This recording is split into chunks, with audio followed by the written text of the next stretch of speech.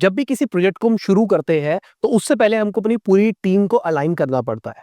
हमारी टीम का मोटिवेशन ऊपर करना पड़ता है और सबको टास्क बताने होते हैं कि किस तरीके से आपको काम करना है। तो किस तरीके से आप अपनी टीम की प्रोडक्टिविटी बढ़ा सकते हैं, इस वीडियो में हम इस बारे में बात करेंगे। सबसे पहली जो एक्सरसाइज है आपको कभी भी किसी मीटिंग से पहले करनी चाहिए, वो है लाफ आउट लाउड। अभी बेसिकली है क्या, अगर आपने बचपन में कभी पार्क में देखा होगा, ओल्ड एज लोग हंस रहे होते थे, हा हा हा हा हा, वो जो चीज है ना, वो बहुत ही स्मार्ट टेक्निक है अगर टीम का आप कोऑर्डिनेशन इंप्रूव करना चाहते हो तो। इसके अंदर आपको करना क्या है, आपको अपनी पूरी टीम को इकट्ठा गैदर करना है और फिजिकली गैदर करो तो उससे अच्छी कोई चीज नहीं हो सकती है। सबको बिठाना है और सबको कहना है एक दूसरे की आंखों में आंखें डालो और हंसो। स्टार्टिंग में वो जो स्माइल है वो फेक होगी, पर जैसे ही आप देख के हंसते रहोगे, आप देखोगे वो नेचुरल हंसी बननी शुरू हो जाएगी। 5 मिनट इस टास्क को देने हैं, 5 मिनट तक हंसते रहना है। स्टार्टिंग में 1 मिनट फेक और 4 मिनट आप देखोगे वो नेचुरल हंसी निकलनी शुरू हो जाएगी। जनरली अगर आपके ऑफिस स्पेस बड़ा है तो आप अपने ऑफिस स्पेस के अंदर कर सकते हैं, आप आउटडोर कर सकते हैं, बट कोशिश करिएगा ये जो स्पेस हो ये कंफर्टेबल हो। ये ऐसे ही ना हो जहां पर बहुत सारे लोग आ रहे हैं जा रहे हैं। ये मत करना कि आप मैकडोनल्ड्स या स्टारबक्स लेके जा रहे हो अपनी पूरी टीम को और उनको कह रहे हो चलो हंसते हैं। अगर इस एक्सरसाइज से पहले आप अपनी टीम से ब्रीदिंग एक्सरसाइज भी कराते हैं तो रिजल्ट्स मल्टीप्लाई होते हुए दिखाई देंगे। ब्रीदिंग एक्सरसाइज में बेसिकली करना क्या है, डीप ब्रेथ लेनी है। बात खत्म। आंखें बंद करो, नाक से सांस ले रहा हूं और मुंह से सांस छोड़ रहा हूं।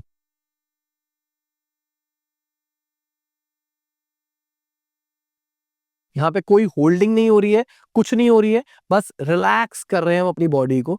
आप देखोगे 10-15 ब्रेथ के बाद ही आपको रिलैक्स होना शुरू हो जाएगा।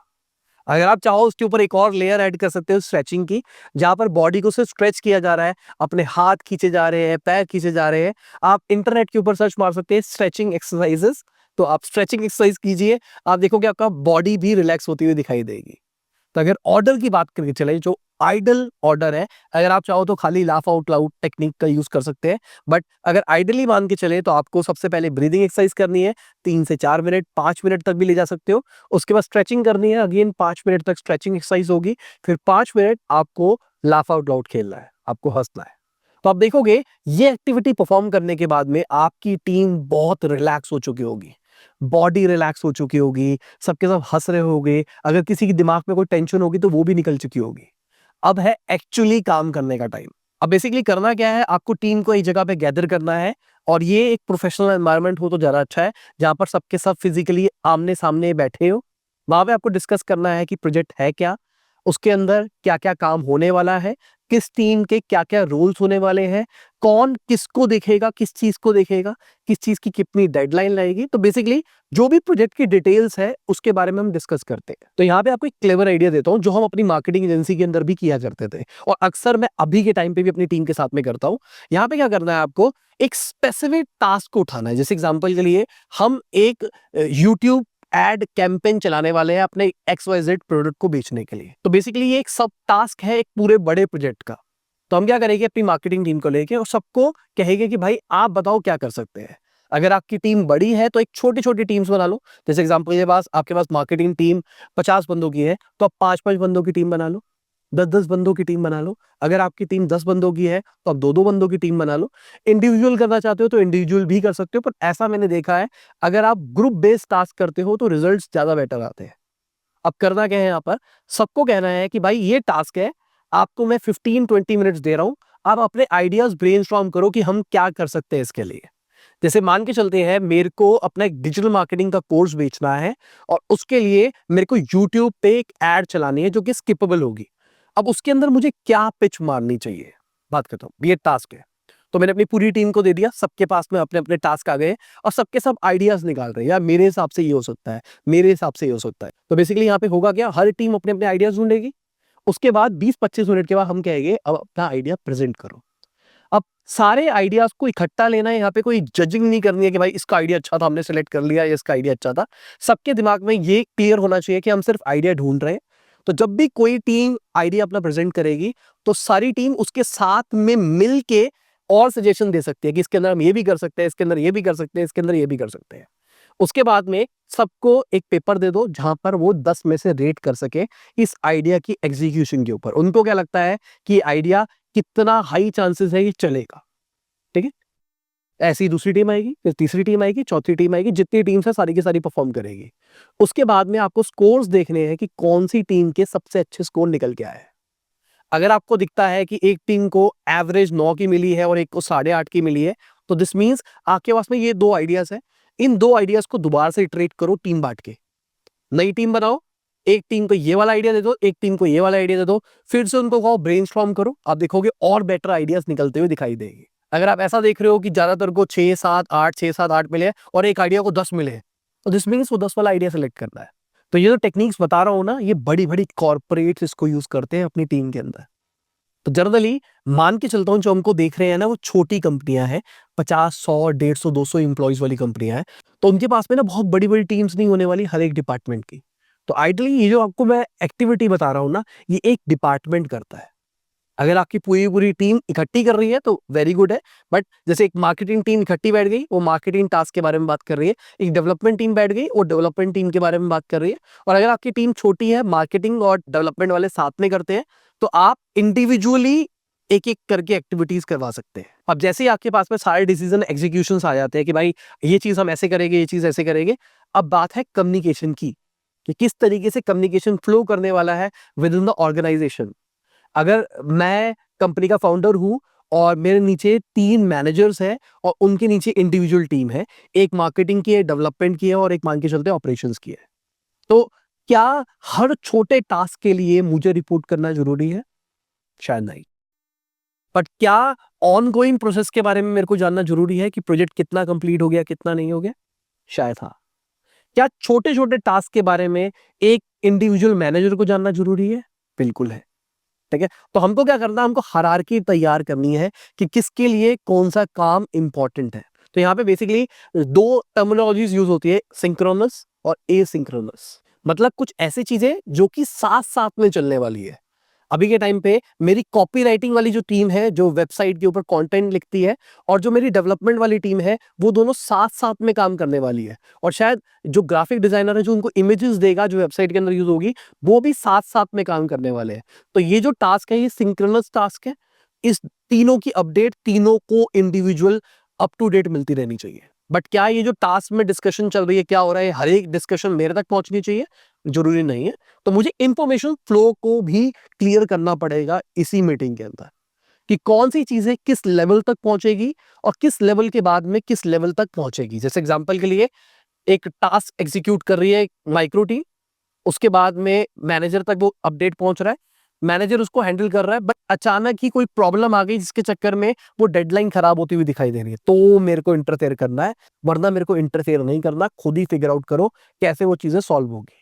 और इसी टाइम पे हम डेडलाइंस भी सिलेक्ट करने वाले हैं कि कौन से टास्क की कौन सी डेडलाइन होने वाली है। अगेन मान के चलते हैं हमारे पास में एक क्लाइंट आया है जिसकी हमको डिजिटल मार्केटिंग करनी है। अब डिजिटल मार्केटिंग बहुत बड़ा टास्क है। हम क्या करेंगे, इसके अंदर इंडिविजुअल टास्क को बांटेंगे। उनकी वेबसाइट बनानी है, उनका सोशल मीडिया बनाना है, उनके क्रिएटर्स बनाने हैं, उनकी सोशल मीडिया की एड स्ट्रैटेजी बनानी है, उनकी गूगल की एड स्ट्रैटेजी बनानी है। ऐसे मान के चलते हैं 5 टास्क बन गए हैं। तो सबसे पहले कौन सा टास्क होना चाहिए? सबसे पहले वेबसाइट का टास्क होना चाहिए। और जो ये स्ट्रैटेजी वाले टास्क है वो साथ साथ में भी हो सकते हैं। तो क्या हुआ, वेबसाइट वाली टीम को हमने एक स्पेसिफिक टारगेट दे दिया, तुम्हारा ये काम इस डेट तक हो जाना चाहिए। जो स्ट्रैटेजी वाले हैं उनको भी कह दिया कि तुम्हारा ये वाला काम इस टाइम तक हो जाना चाहिए। जैसे ही वो काम कंप्लीट होता है, बचे 2 टास्क नेक्स्ट टीम के पास में पहुंच जाते हैं। समझ रहे हो? अगर आप पहले से इस चीज को क्लियर रखते हो ना, सबकी डेडलाइंस क्लियर रखते हो, तो काम कितने आराम से होता है। नॉर्मली कंपनियां क्या कहती है, भाई काम आ गया कर देंगे, हो जाएगा वगैरह वगैरह। बट अभी जो आप ये सिस्टम समझ रहे हो, आपको समझ में आ रहा होगा ऑर्गेनाइजेशन किस तरीके से चल रही है। गलतियां ढूंढना कितना आसान है, कहां पर पूरे सिस्टम के अंदर दिक्कत आ रही है, कौन सी टीम के अंदर, कौन से टास्क के अंदर दिक्कत आ रही है, आप उसको एनालाइज कर सकते हो। अब ये चीज करते कैसे है, नॉर्मली कंपनीज के अंदर अलग अलग टाइम पे प्रोग्रेस चेक होता है। जैसे मैं एजेंसी लेवल पे बात करके चलूं, तो पहले मैं वीकली चेक किया करता था, फिर मैंने मंथली किया, फिर मैंने क्वार्टरली किया, क्योंकि जो मेरी कोर टीम थी वो स्ट्रांग होती चली गई। तो वीकली टास्क को समझने की कोशिश करते हैं। तो वीकली हम एक मीटिंग कर रहे हैं जो 30 मिनट से 1 घंटे के आसपास की हो सकती है, जहां पर हम देख रहे हैं कि इस वीक के अंदर जो हमने टास्क रखे थे वो टास्क कितने कंप्लीट हुए, कौन से टास्क हमको ऐसा लग रहा है कि डेडलाइन से एक्सटेंड हो सकते हैं, कौन से टास्क हमको लग रहा है कि शायद डेडलाइन से पहले हो जाए, और कौन से अप टू डेट चल रहे हैं। जो पहले हो रहे हैं उसको हम समझने की कोशिश करें कि क्यों पहले हो रहे हैं, क्या हमने डेडलाइन कुछ गलत तो नहीं रख ली थी। तो हमको कैलकुलेशन समझ में आती है कि कौन सी चीज करने में कितना टाइम लगता है। बट मान के चलो 90% ऑफ द टाइम अगर आप एक एम्प्लॉयर हो तो एम्प्लॉय डेडलाइन तक ही जाता है, डेडलाइन से पहले काम नहीं करता है। ठीक है, 10% एम्प्लॉयज ही होते हैं जिनको लगता है कि अगर डेडलाइन से पहले काम निपट रहा है तो निपटा दो। यहाँ पे सबसे प्रॉब्लमेटिक चीज वो है ऐसे टास्क जो कि डेडलाइन से ऊपर जा रहे हैं। आपने सोचा था कि वो 15 दिन में हो जाएंगे, बट हमने जब पहली रिव्यू मीटिंग करी है 5 दिन के बाद में, तो हमको पता लग रहा है कि भाई ये नहीं हो पाएगा इतने टाइम में, ये 5-6 दिन और मांगेगा। तो हम जान रहे हैं कि क्या प्रॉब्लम आ रही है। क्या हमने स्टार्टिंग में ही जो डेडलाइन सेट करी थी वो गलत तरीके से करी थी? क्या हमने स्टार्टिंग में जो डेडलाइन सेट करी थी उसके ऊपर हमने बहुत सारे पैरामीटर्स को नहीं जोड़ा था? क्या कुछ ऐसी चीजें थी जो कि सिंक्रोनस थी कि भाई पहले वो काम करके देगा तब इसके बाद में ये हो पाएगा, और उस चक्कर में काम डिले हो रहा है? तो यहाँ पे बेसिकली हम करते क्या है, एक टेबल बनाते हैं विन, चैलेंजेस और अपॉर्चुनिटी की। विन, हमने क्या क्या सीखा, क्या क्या चीजें हमने अचीव करी, क्या क्या चीजें हमारे लिए अच्छी रही। चैलेंजेस, क्या क्या चैलेंजेस आए बट हमने उसको ओवरकम कर लिया है।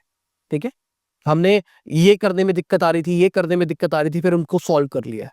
अपॉर्चुनिटीज, ऐसी क्या क्या प्रॉब्लम्स थी जिसको हम नहीं कर पाए, जहां पे हमको इतनी ज्यादा प्रॉब्लम आई वो सॉल्व नहीं हुई, तो अब वो हमारे लिए अपॉर्चुनिटी बन चुकी है कि हमको उसको और बेटर तरीके से सॉल्व करने की कोशिश करनी है। जनरली जब भी प्रोग्रेस चेक मीटिंग होती है उससे पहले हम केपीआई डिफाइन कर लेते हैं कि भाई क्या क्या फैक्टर्स है जिसके ऊपर हम जज करेंगे किसी भी प्रोग्रेस मीटिंग के अंदर कि हमारा टास्क कितना कंप्लीट हुआ है, कितना नहीं हुआ है। अगर हम एक वेबसाइट बना रहे हैं तो वेबसाइट के अंदर हम कैसे जज करेंगे कि 50% वेबसाइट कंप्लीट हो गई है, 80% वेबसाइट कंप्लीट हो गई है? तो हमको क्या करना है, हमको अपने जितने भी टास्क है उसको पार्ट्स में तोड़ना है। सबसे पहले वेबसाइट की बात करके चलते हैं, तो क्लाइंट ब्रीफिंग होती है। ये हर एक टास्क का स्पेसिफिक हो सकता है और आपको खुद समझना है कि आपका जो टास्क है वो कितने पार्ट्स के अंदर बढ़ सकता है। तो जैसे वेबसाइट के अंदर सबसे पहले क्लाइंट ऑनबोर्ड हो चुका है, तो क्लाइंट से ब्रीफिंग चलनी है कि देखो हम सोच रहे हैं ऐसी वेबसाइट हो, ऐसी हो। उसके बाद हम यूआई डिजाइन करते हैं, क्लाइंट से अप्रूवल आता है, उसके बाद कंटेंट टीम उसको रिसर्च करती है और उसके अराउंड कंटेंट प्रोड्यूस करती है।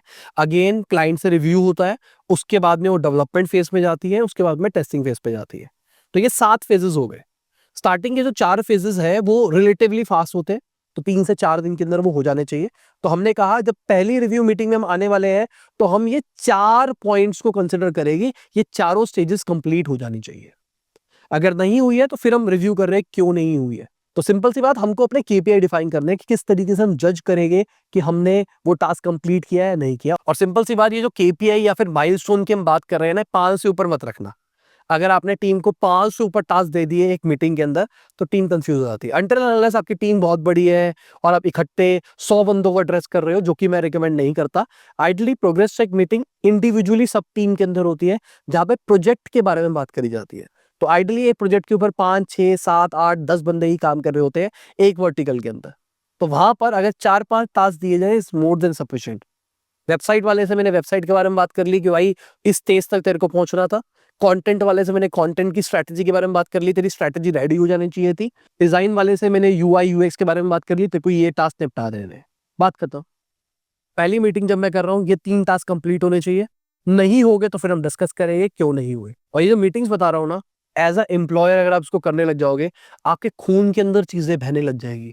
आपको पता लग जाएगा ये टास्क में एक्चुअली कितना टाइम लगता है, ये टास्क में क्या चैलेंजेस आ सकते हैं, अगर चैलेंजेस आएंगे तो उसको ओवरकम कैसे करना है। जनरली जब मैं अपनी टीम के साथ में मीटिंग करता था तो वो कहते थे सर यहाँ पे दिक्कत आ रही है, मैं कहता इसको ऐसे ऐसे कर ले ऐसे, फिर हाँ ये तो आइडिया आया ही नहीं। तो उनको ऐसा लगता था ये जादू हो गया। वो जादू नहीं हुआ, क्योंकि मैंने इतनी सारी मीटिंग्स कर ली थी, मेरे को सबका माइंडसेट पता लग चुका था, कहाँ फंसते हैं, कहाँ गलतियां आती है, जिस चक्कर में मैं उनको आराम से गाइड कर पाता था। मेरे हिसाब से सबसे बड़ी प्रॉब्लम प्रोडक्टिविटी की यही है कि लोग प्रोडक्टिविटी को जादू समझते हैं, but actually it's a framework. हम फ्रेमवर्क के बारे में भी तो बात कर रहे हैं कि आपको ये टास्क परफॉर्म करना है, ऐसे करना है, ऐसे करना है, जिसकी वजह से आप चीजों को मेजर कर पाओगे। मेजर कर पाओगे तो आप एक डिसीजन ले पाओगे जो कि डेटा ड्रिवन होगा। अब कुछ इंपॉर्टेंट चीजें बता देता हूँ जो कि आपको अपनी टीम को भी समझानी है और आपको खुद भी समझना है जब भी हम किसी टास्क को मैनेज करते हैं। रेस्ट और ब्रेक्स बहुत इंपॉर्टेंट होती है किसी भी प्रोजेक्ट के अंदर। आपको ये नहीं करना है कि 5-6 घंटे बैठ के एक ही काम के ऊपर लगे रहना है। यहाँ पे 2 प्रॉब्लम्स होती है मेजरली। एक तो भाई स्ट्रेस आता है, बॉडी के ऊपर आता है, मेंटल स्ट्रेस आता है।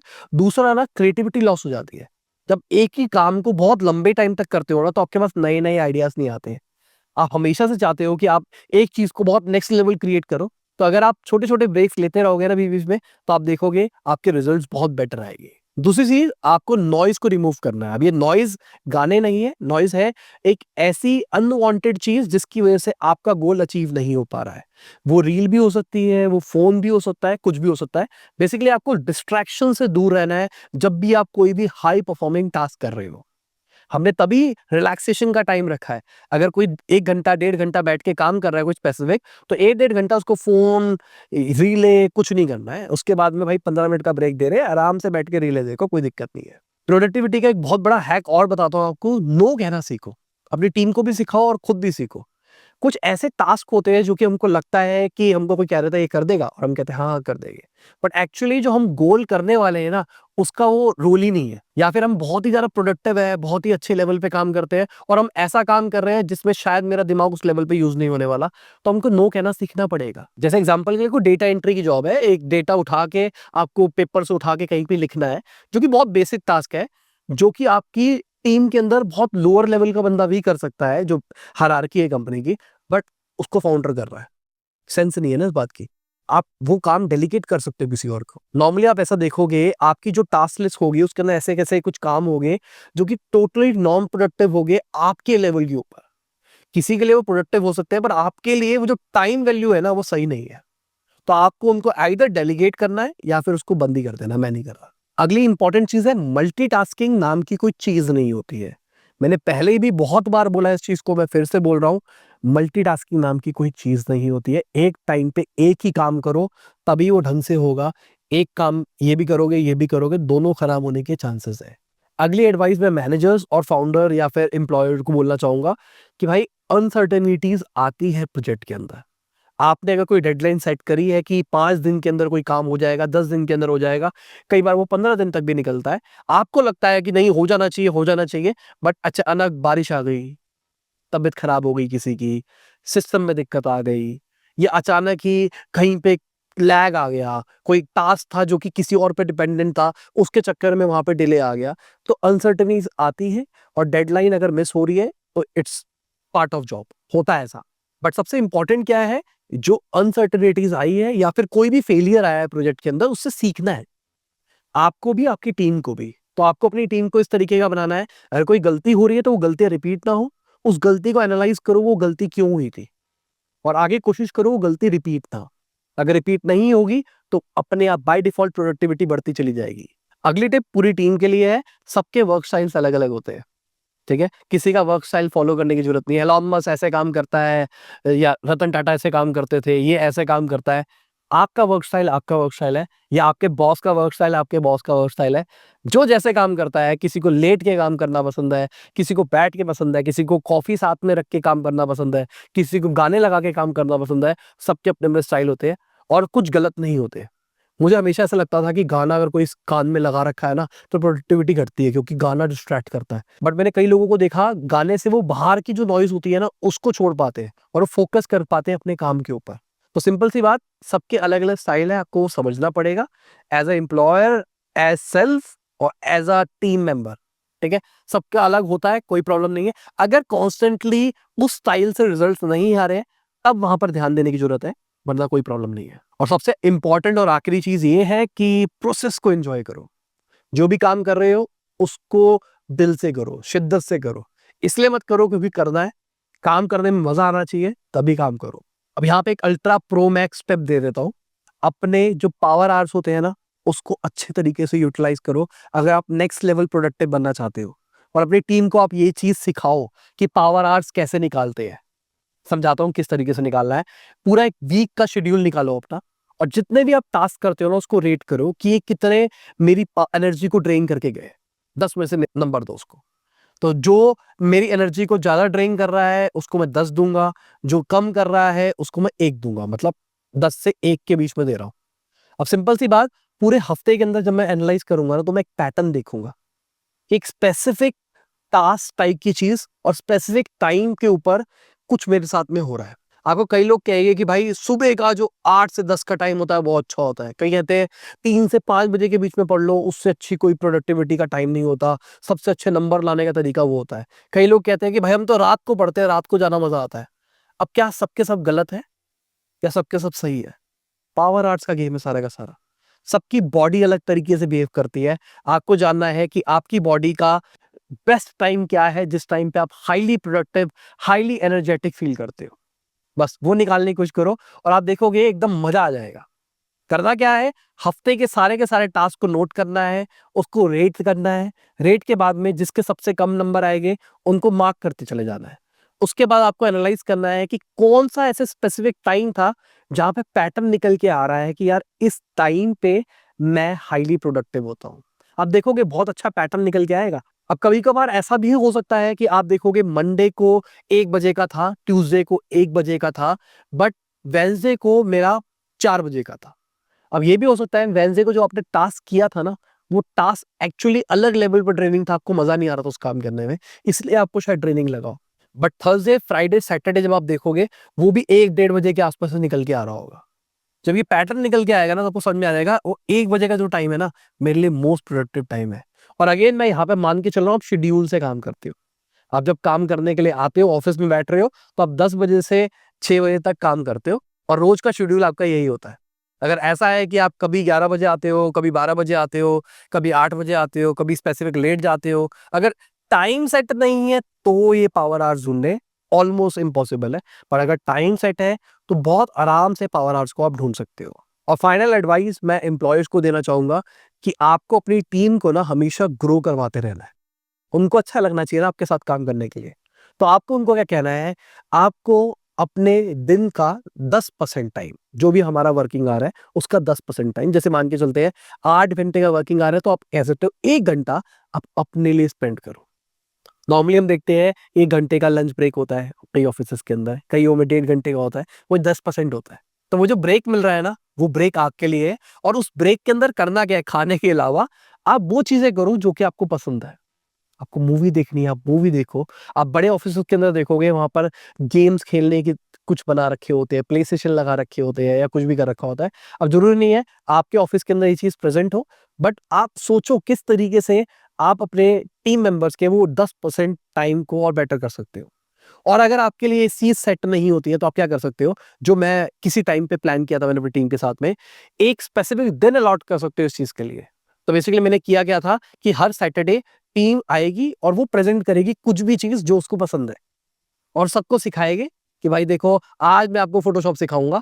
और हर एक बंदा फोटोशॉप सीख रहा है, हर एक बंदे को फोटोशॉप सिखाया जा रहा है, सबको इंटरेस्ट आ रहा है, एक फन एक्टिविटी चल रही है और सबके स्किल सेट इंप्रूव हो रहे हैं। तो ऐसा भी आप सोच सकते हो अपनी कंपनी के लिए, किस तरीके से आप अपनी टीम को यहां से यहां ले जा सकते हो। अब प्रोडक्टिविटी आप समझ में आ रहा होगा थोड़ा थोड़ा कि सबसेट है बहुत सारी चीजों का ना। कुछ फ्रेमवर्क्स है, टीम को मेजर करना है, मेजर के ऊपर डेटा लेके आना है, और साथ में मोटिवेशन भी है। ये सारी चीजें साथ में काम करती है, तभी नेक्स्ट लेवल रिजल्ट निकल के आते हैं। शहजादा मैं हुआ